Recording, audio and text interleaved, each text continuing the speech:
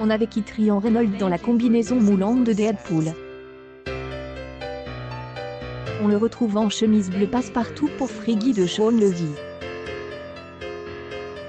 Si ce N est que, dans cette fantaisie, l'acteur N incarne pas le super-héros du jeu vidéo dans lequel il vit mais un PNJ ou personnage non-joueur contrôlé par un serveur informatique qui régit ses pensées chaque jour. Ce gentil jeune homme bien mis reproduit les mêmes gestes, et assiste à des actions violentes que réglant les héros de son univers pilote à distance par des joueurs à charme.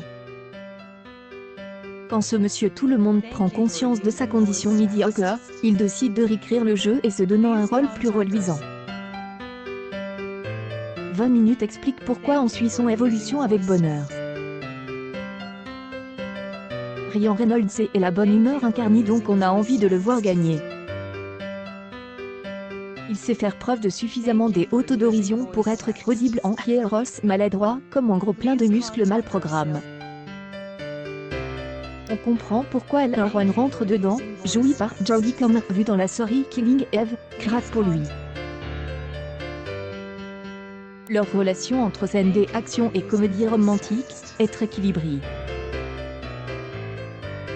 Le geek qui sommeille en chaque spectateur sera la fête car le réalisateur de La Nuit aux Musées multiplie les clins d'œil. Il a des classiques de la culture populaire.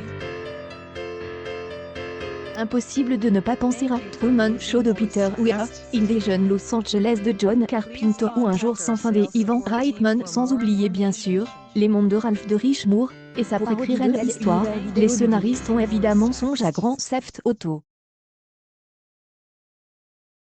Aussi au plus pointu Doki Doki Literature Club, jeu vidéo créé en 2017 où une lycéenne de Sims ses rivales en les effaquant quand elles découvrent qu'elles font toutes partie d'un jeu vidéo. C'est un vrai bonheur que de voir le héros se promener dans une ville dédiée à un jeu grandeur nature. Mitraillettes, cambriolage, poursuites en voiture, destruction des immeubles, super-héros en costume et autres délires du même genre font partie de son quotidien à tel point qu'il ne les remarque plus, ce qui rend l'ensemble irrésistible. Point ait besoin d'être un joueur invétère pour reconnaître les archetypes avec lesquels Shaun Levy s'amuse.